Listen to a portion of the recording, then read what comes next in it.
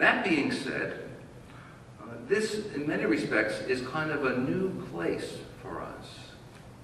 I think this may well be the first person who was born to humanists that we've had in office for quite a while.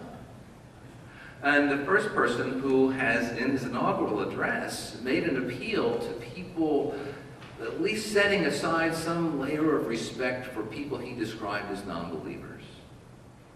And I know, I don't know about you, I consider myself a believer, just not a believer in the particular things that are believed in by many other people that are of religious sensibility.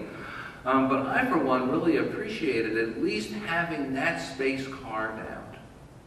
You know, they say about 25% of the United States population are unaffiliated with any kind of religious tradition. And about probably 10-11% of the total population would describe themselves as agnostics or atheists or whatever, non-theists.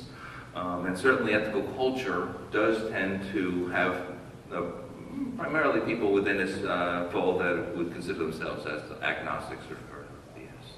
But to at least let that be an opening statement that there is room for us in this country to think about people having a whole variety of religious experience and religious commitments, and yet still be able to consider ourselves one people together.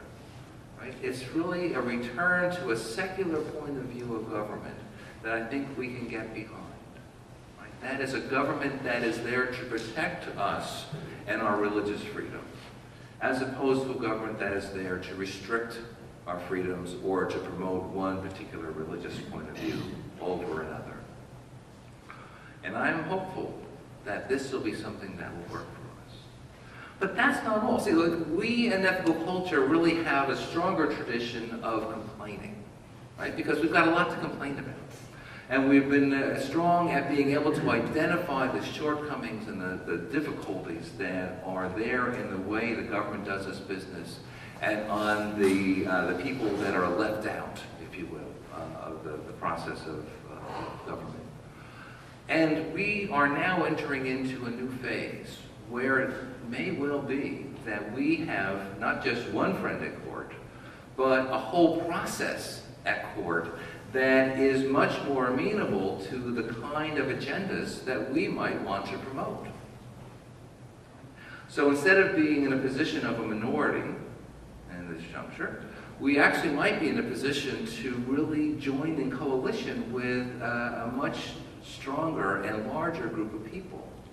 And how to do that then becomes a challenge for us in ethical culture. Right? How are we to participate? Because the one thing that will not be helpful to us is to remain quiet. If we're just satisfied and we're just willing to kind of roll along with what's going, we do not then have the opportunity to really participate in the marketplace of ideals.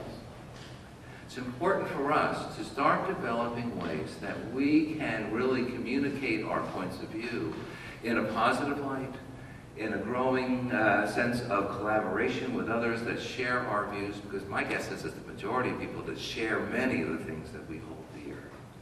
And to find more avenues to be able to do that in a more public kind of way.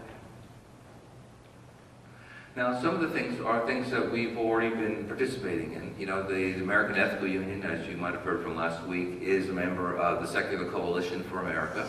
And that is a group that really does promote the separation of church and state and the protection of religious liberties, as well as finding ways to maintain a focus on the concerns that often we hold dear. For instance, the independence of science, and a transparency and openness about government. And what we find with the current administration is a friendly quality there. Right? One of the first acts of President Obama was to put out a memo to all the areas of government to say that requests for information should be assumed to be things that you would comply with. All right? In other words, the burden is now on the government agencies to figure out and really justify why they would not give information, as opposed to justify why they would give information. Right? That's a wholesale change.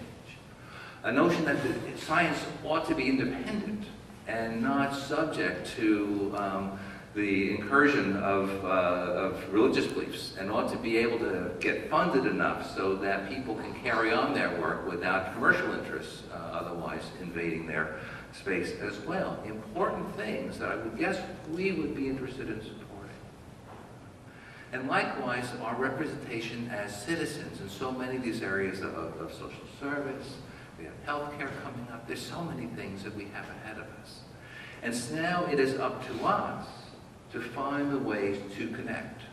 It's up to us to find a way to enter into the marketplace of ideals and to weigh in over and over again with the things that are important to us and the things that we would like to see to move this nation forward. Thank you.